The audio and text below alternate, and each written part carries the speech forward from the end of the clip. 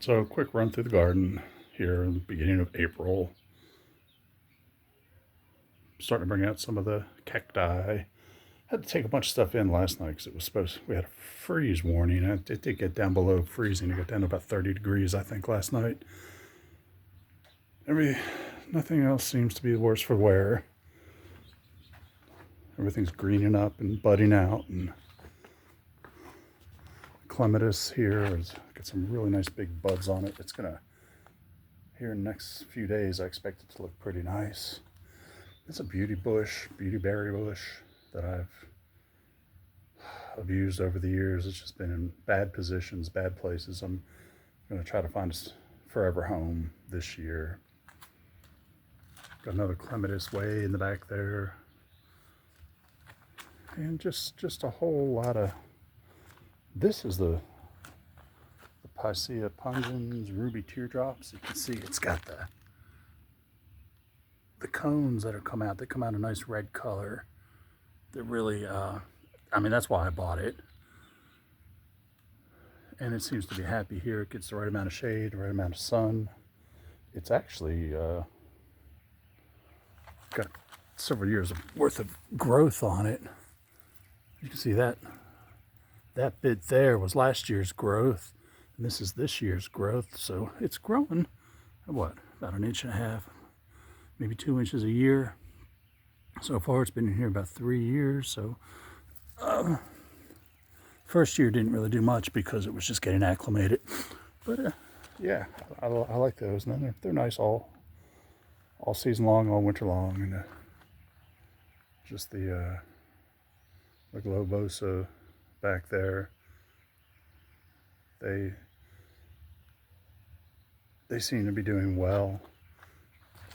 A little bit more, just I don't even remember what this is here. I think this is a salvia. I don't know. I don't remember what that is. Cone flowers are coming up. Another ruby teardrops.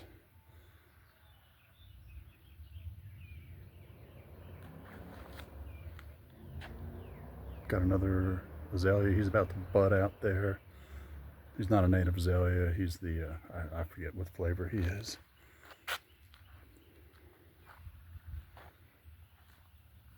Over here, rhododendrons are coming out. They came from much further south, so they're a little bit further along than the ones that are in the ground here. Even though we're not that far north, but we're still a good 6 hours from the coast, and we're up on a little plateau here. But yeah, I was afraid that the freeze last night was going to maybe do some damage to those, but they seem to have done well, and I've gotten way past the point of covering things up for frost damage. I've become pretty much survival of the fittest these last few years. Another shot of the other guy. I forget what flavor he is, but and this is another Picea abies.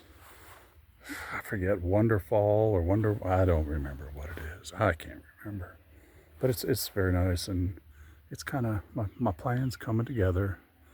We've got the Crimson Queen, we've got the Summer Gold, and we've got the Moonfire, which did pretty well last year against the Japanese beetles, but I've been battling the Japanese beetles for the last several years. And last year, I don't know if it was because of all the locusts we had, which did their own different kind of damage on things. But the beetles weren't as bad as they had been. So I'm hoping that's on a downward trend. I come out and I manually pick them, and also put down the grub killer. I just do. I've tried the nematodes. I've put those down. I know that takes a while.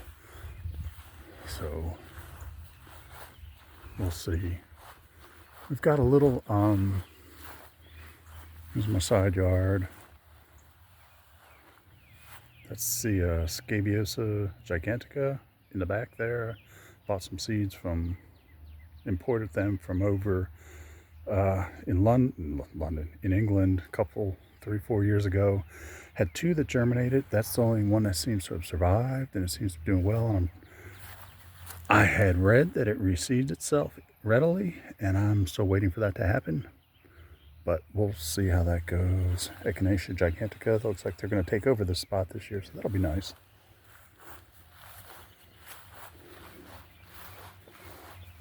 Little Cornus Florida that I put in. I moved from the backyard, or from the front yard to the backyard this year, late last year, and I just love dogwoods. He was not terribly happy where he was at. It's hard to tell now, but he'll get this maple and this oak. Will give them some sun or shade from the effects of the hot early morning, afternoon sun.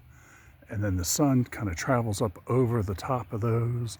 And later in the evening, the sun goes down behind those pines. And so I'm thinking this is going to be an ideal spot for him. And I've got another one over there. That's a Cornus Cusa. So he's not exactly the same, but. So this is my little den of native azaleas back here. I forget all the flavors. I put these in at my old house. Dug them up before I put them up for sale, and the fragrance here is just wonderful. I'm trying to get some ostrich ferns and some various. There's a Japanese painted fern down there. This is an oak leaf hydrangea that everywhere. I've been trying to do a test as to where it wants to go, but the deer just decimate it, so I think I just need to put it in the ground and see if it lives or not. So this little natural area I've been trying to cultivate back here, which is kind of a contradiction in terms, but I think you know what I mean. And these guys back here, it gets pretty wet back here in the winter, and they don't really get enough sun, so they're not as floriferous, not as prolific. That one in the back, oh my God, it's my favorite one. I've got to propagate it this year. I keep saying I'm going to do it. I keep watching YouTube videos, and I think I'm ready to do it this year. Nasty greenbrier. I've actually seen nurseries growing that as a wildflower, as a native, and it is, but I chastise them every time I see it because it's invasive and it's just nasty, and no one really likes you anyway. You have to go eat lunch at a different table. This mountain mint, had my boys come out here and chop down all the leftovers from last year, and I had hoped to get out here with, unfortunately, I tried pulling last year, and I had some success, but it just runs at the root terribly, and I'm just going to have to resort to chemical means. And I'd been meaning to do that for the last several weeks, but we've had a lot of rain, and it got cold, and then it rained again, and then it got cold again, and so here I am. But the pollinators go crazy for it in the summer. They just, and so I'm always tempted to leave a little bit of it, and I don't know, maybe I'll put it in a pot. We'll see what happens. So this, I don't know what the deal is with this volunteer here. It's a sweet gum, liquid amber. I think I tried pulling it out because I definitely do not want it here, but I need to cut it. I think I tried to pull it out at one point during the winter. But this guy, I'll have to take some photographs of this. This is just, I think this is magnificent when it's in bloom. It's got this yellow peachy look to it, and it's just spectacular, in my humble opinion. Another liquid amber. I've got to get it taken care of. So this year, the deer like to come and chew on this. They did some damage to it. All those dead bits are bits that the deer had a hand in killing. So I gotta come out and clean that up. You can see they rub on it or chew on it. I think they rub their antlers on it, try to get the fuzz off. Oh, I don't think I got any film of this. It's hard to see this color, but at this time of night you can't see the color. But it's a red bud. I forget the flavor, but it was just a mass of flowers a week or so ago, and now it's a red maple.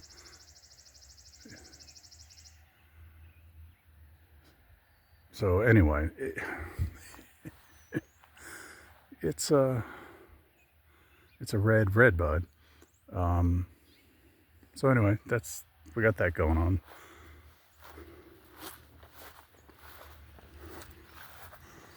So everything else is kind of coming out and living a little garden over here that always, no matter how much time I come out here and spend, it always seems to get overrun with weeds. Probably due to the asshole next door not taking care of the empty lot. But hey, it is what it is. I'm going to I want to take some action on that suit. So I did take in last night this is my little lime tree, my little lemon tree. The fragrance of the lemon is just unbelievable. And the pollinators go mad for it too. They just love it. So I hope we get another little crop of lemons, because that's always fun. My purple ghost maple, which I had planned on putting in the ground by now, my little celebration maple back there, that obviously did not make it into the ground, and they may spend another summer in a pot. But I think I've grown him off. This guy, this purple ghost, was actually smaller than that celebration when I bought it. The celebration was smaller, and it's had 1 year in the pot. And I'm definitely not going to put him in the ground this year. This guy may go in the ground. We'll see. So again, this is just a mess. My intent was to get all these Monarda out of here. That was something I brought from my old house just because I wanted to have some up here, and the butterflies, specifically the hummingbirds up here, really go crazy for them. Oh, okay, so we've got some clematis here that are coming out. Again, this was lost to the history. I know there's two different colors, two different varieties I've got planted here. That one will be purple probably tomorrow. We've got this little white one that almost looks like a chrysanthemum. Those were Walmart rejects. They were about dead, and I rescued them and brought them here, and we'll see. They seem to be pretty happy here. But my goal for this year, and again, it's just been raining. Like the temperature has been very nice, but it's been raining like crazy on the days that I have the opportunity to come out here when I'm not working. So this was summer. Was this summer gold? No, this is summer gold. The one out front was Jordan Full Moon Maple.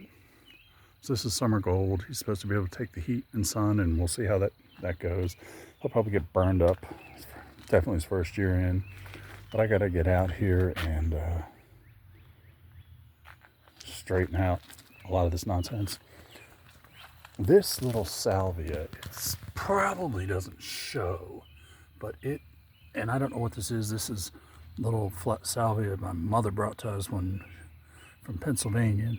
I have no idea what variety it is, but it is just electric. It is the color this time of year. It glows. It's like it's got little LEDs in there. You probably can't see it, but it is spectacular. And some allium here. I think I was searching for that last time I was out here. I couldn't pull that name out of my butt. The Eryngium, I've been told they self-seed around and can become a pest, but I like them. pollinators like them, the little bees and wasps and everything in the world goes crazy for them. Trying to get rid of daylilies, those were a mistake. They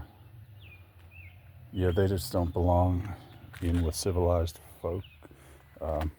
It's gonna, I'm working on getting those out. My little Shishikashira maple here, he seems happy and healthy. I got a little buckeye back there that a buddy of mine gave me a couple years ago. I just haven't found a spot for it. And I'd like to get it in the ground. I'm not sure I have the right conditions for it, but perhaps maybe down in the little wild area down there. We'll see. It may go in down there. Oh my gosh, another liquid. Oh, amber. And here's another mistake I made. Everything that looks like weeds popping out of here, they are one of the common, I forget the botanical name, one of the common names is Missouri, I know by Missouri primrose. It's actually beautiful. It's those little pink flowers you see on the side of the road. They'll be popping up here sometime soon, but I think I got to get rid of them. And I didn't realize how invasive they really were. They're going crazy, but you live and learn. Got some more Monarda, the bee balm. This one in particular, I love. I bought it from one of those mail order places, and of course it comes in this tiny little, it's just a little wisp of a thing. And I learned a long time ago, you just don't stick that in the ground. You got to put it in a pot, grow it on for a year or so, and then put it in the next year. And bee balm, Monarda, it just runs at the root like crazy. And this is a lovely color. This is another butterfly mint, they call it. I forget the botanical name, but it is just a massive blue spikes of flowers all summer long, and it's just constantly buzzing. Another unknown native azalea there. It's beautiful. It's got a nice fragrance to it.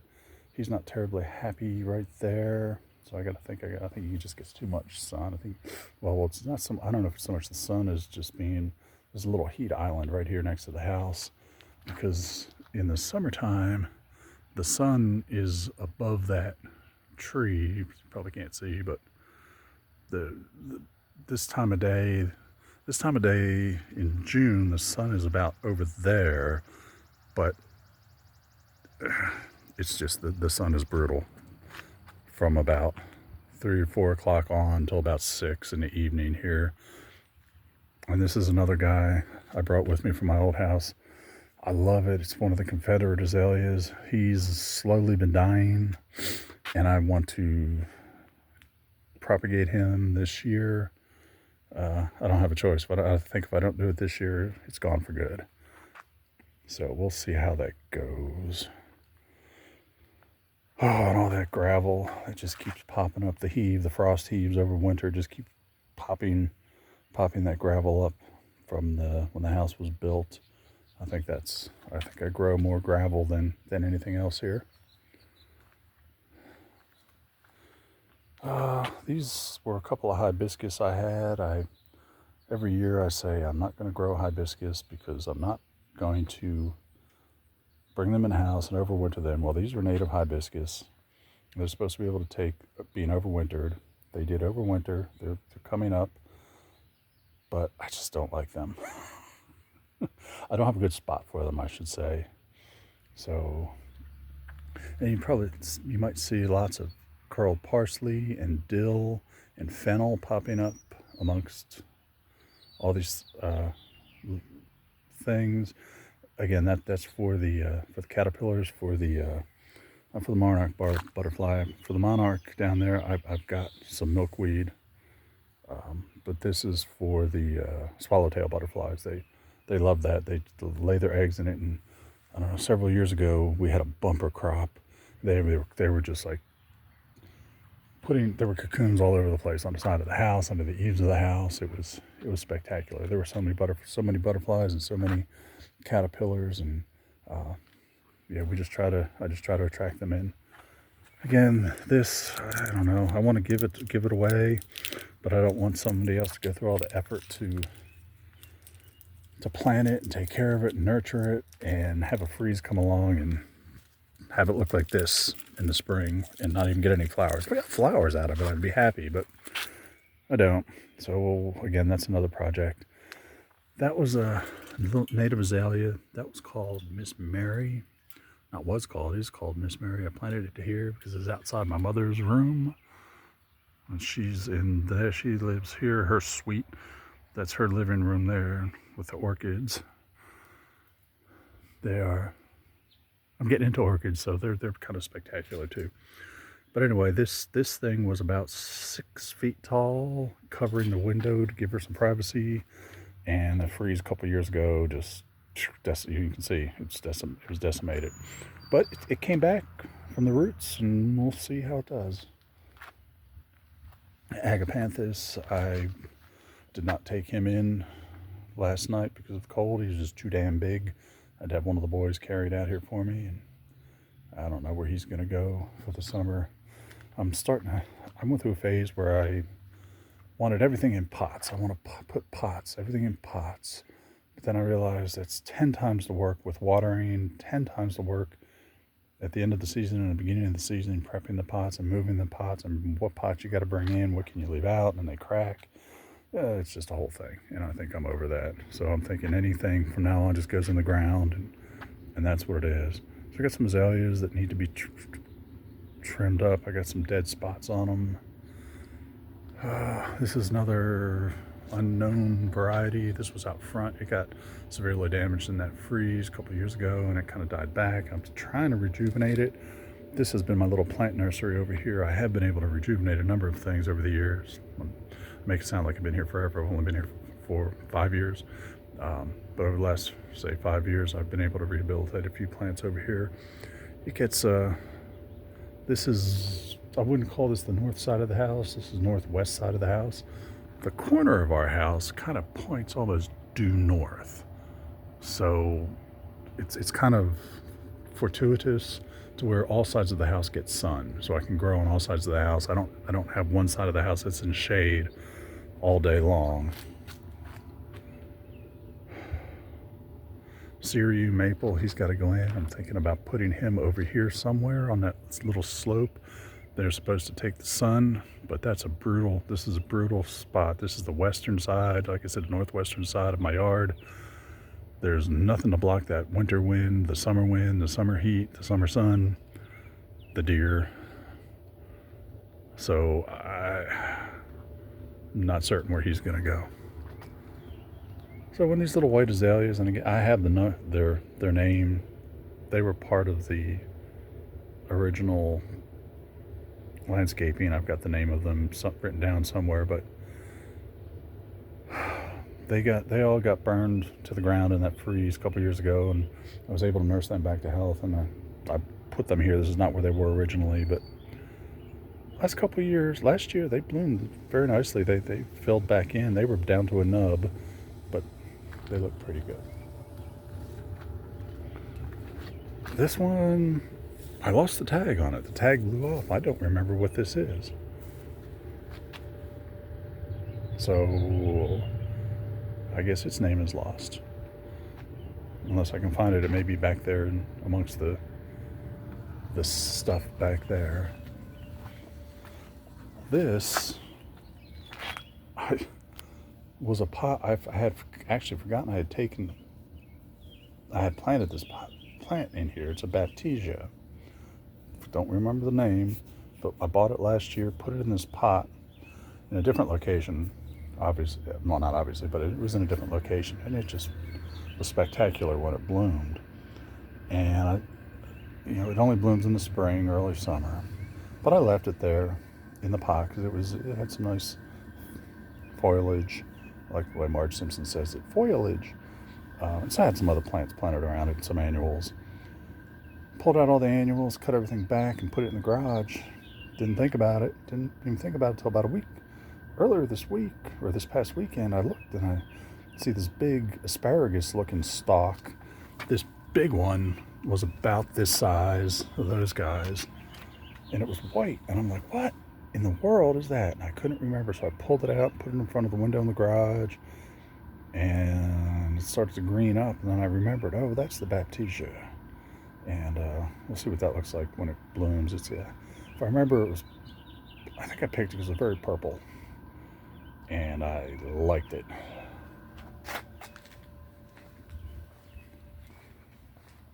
And then over here, I got,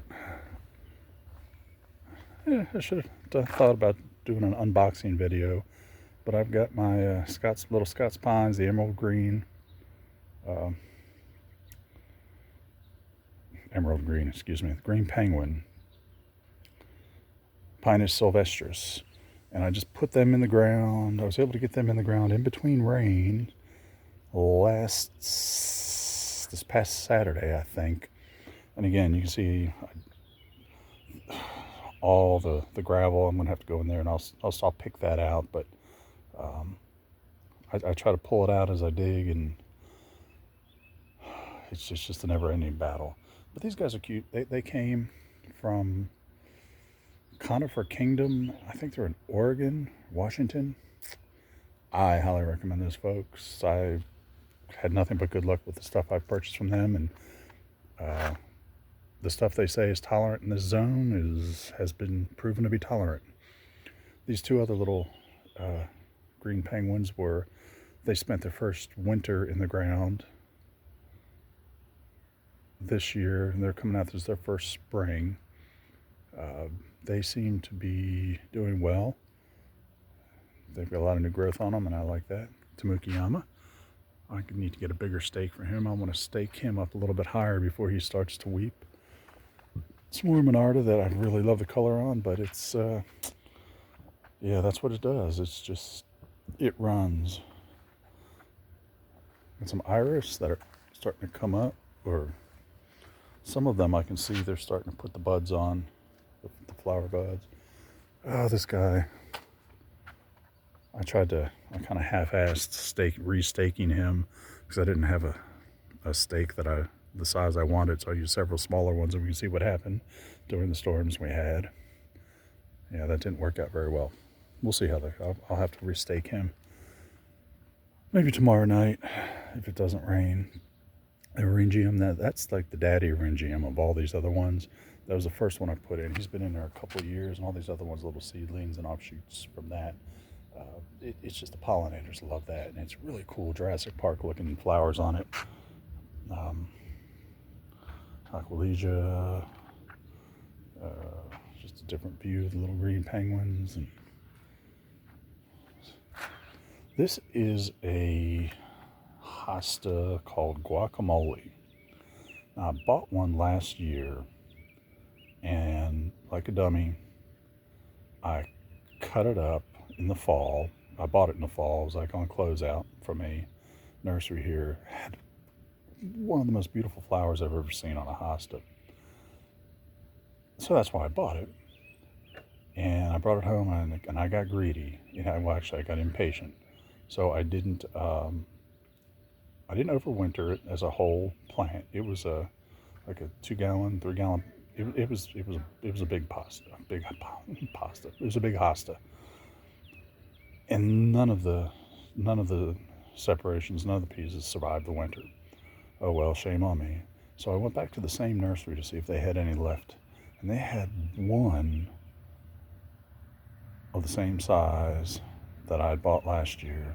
Well, it was in the same size pot. It wasn't the same size plant. It was pretty rough. It didn't overwinter very well in the pot. And I think that's what killed mine. I put mine in pots. And this guy, even though he was one big plant, busting out the pot, half of it was dead. But anyway, I bought it and I brought it home. I didn't want to get too greedy, but I wanted to get at least 2 plants out of it. So I've got these guys. I'm going to nurse them on for a little bit, see how they do, let them get reestablished, and maybe I don't know, a couple weeks, a month, I will put them in the ground. But the flowers on that, and then again, this little hosta here, I don't remember what it was. Got some snowdrops here that I'm not terribly impressed with. I just may have put them in the wrong spot. I don't know. But a couple weeks ago, there was more of them, and I thought they would spread.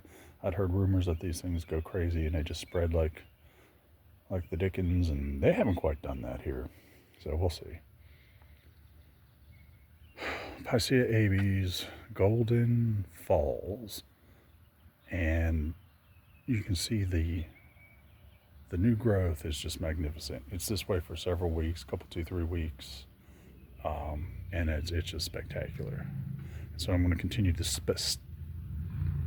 stake them up at least up until they get up to about the height of the house number there, and we'll just see how that goes. Another purple ghost. We'll see how he does. And I haven't mulched. I haven't put any mulch down this year yet. Don't know that I will. I probably should. We'll see how that goes. Some Aquilegia. This is my little Aquilegia farm here. They seem to do really well here. They like it. And there's another hosta that this guy gets really big. Or he was really big last year, I should say. And doesn't look that big now. So I don't know. We'll see how he goes. Another Golden Falls. Another hosta. This hosta in the back. Brought that from my old house. It pretty much fills up that entire space from left to right in that shot there. It's just, and this guy also, he fills himself out. This guy, it's spectacular. It's one of the nicest. It's blue. It's a very blue hosta, and I tend to like those a lot. So again, another rhododendron. And this guy, he's off peak. Native azalea. He has a nice white pinkish bloom for a week or so, and I don't think I got any good shots of it this year because of just the weather.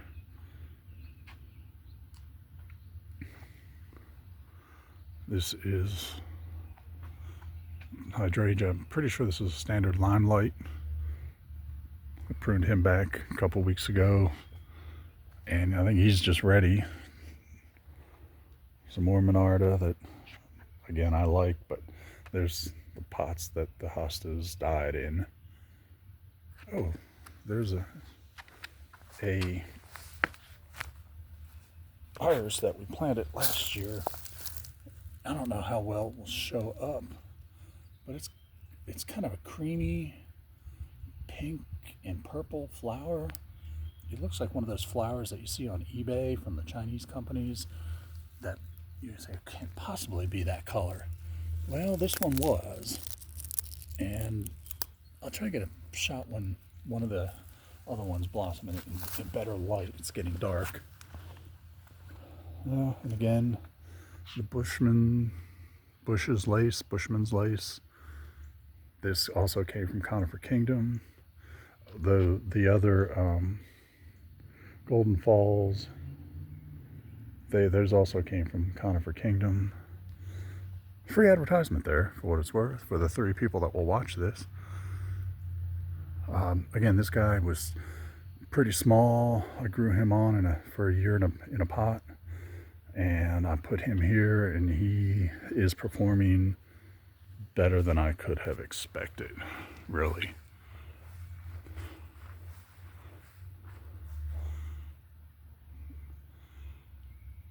My plan is for him to fill up this whole space here in front.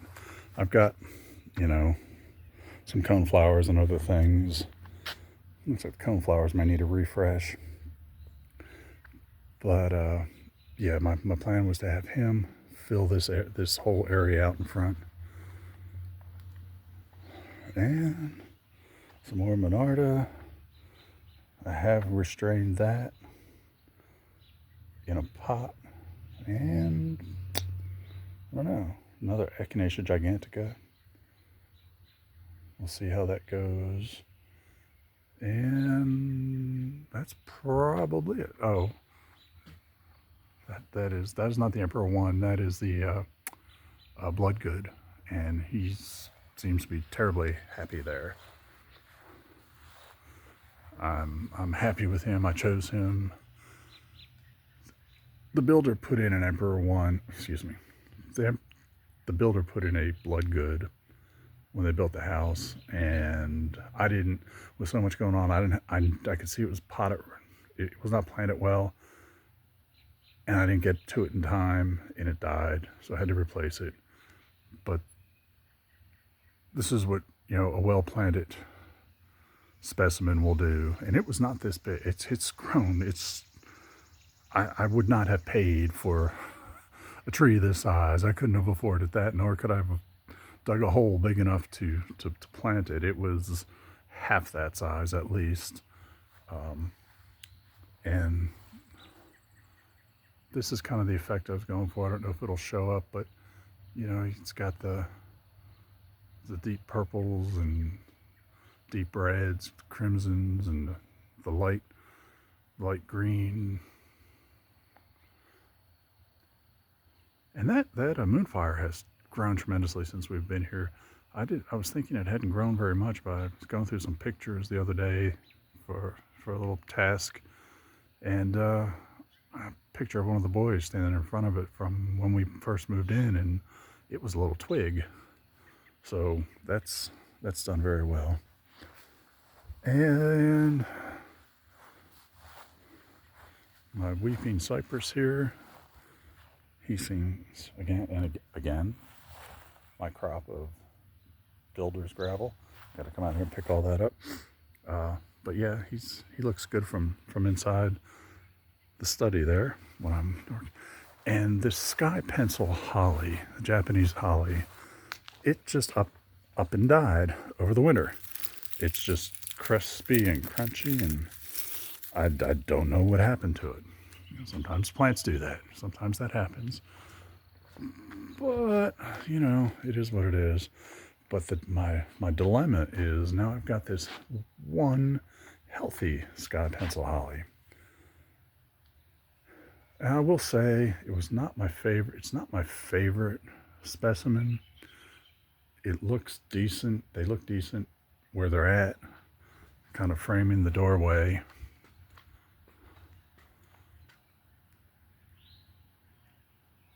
But I looked at replacing the one on the left with one similar in size, and it was very expensive. But the thing that got me was it was in a massive, like 10-15 gallon pot, and I'm not digging a hole. I'm not going to dig a hole that big in this location. It's going to disturb too much here. So my options are replant with a smaller holly on both sides, because I can't have them. It would just drive me insane to either have one on one side and none on the other side, or have one large one and one small one. I could conceivably cut this one down to size to match the other one, and I may wind up doing that. I just haven't decided yet. So that's Jello orange there in the corner. I just really like that. It's a nice tree. And yeah, I think I've got things way too crowded in there, far too crowded. Ooh, some of the clematis in the back are blooming. Again, another one that has lost the annals of time. But again, I know for a fact it was a Walmart special. Save it from Walmart. And I'm trying to get it to grow here. These hollies here are dwarf Burford hollies. When the builder put them on the plan, I was not terribly thrilled, but I did approve it. But I know these get huge. the name dwarf is only, the term dwarf only is relative to the size of the parent plant. And a Burford holly will get 30, 40, 50 feet tall. I don't know. They will become massive plants. So a dwarf Burford means it's going to only get maybe 15 or 20 feet tall. And that's just not, this is not the right spot for something that's going to get that big. But at the time, when I proved them, in my mind, I thought, I'll dig them up. I know where I'm going to put them. I'm going to build a little privacy hedge, and I'll just dig them up, put them there, and put something else here, some azaleas or rhododendrons or something like that. Obviously, that never happened. And every year I come back and just I don't know, a couple weeks ago, I just cut these back. There was a ton of the new growth was probably, I don't know, 2 feet above where it's at now. And I hacked them all down. As you can see, this is all fresh growth. You wouldn't want to do this with a mature holly leaf, with the Burford hollies, that they're very spiky. But they've grown back. They've grown back a good, I don't know, a good 6 inches. It's grown back, and they're not done yet. And I don't know. We'll just see. I'm going to have to bite the bullet and make them go away. Anyway, I'm done rambling.